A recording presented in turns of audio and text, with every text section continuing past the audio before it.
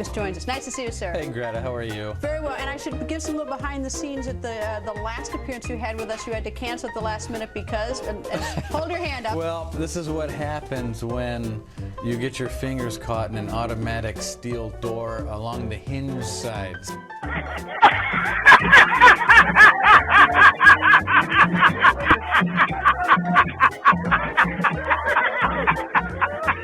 So when you can hear the crunching before you feel it, you know it's not going to end up in a good place. So. Hey, off the top!